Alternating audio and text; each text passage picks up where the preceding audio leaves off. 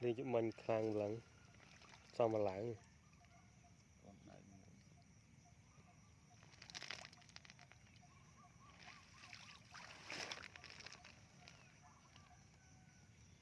đi cho sắc chào xôn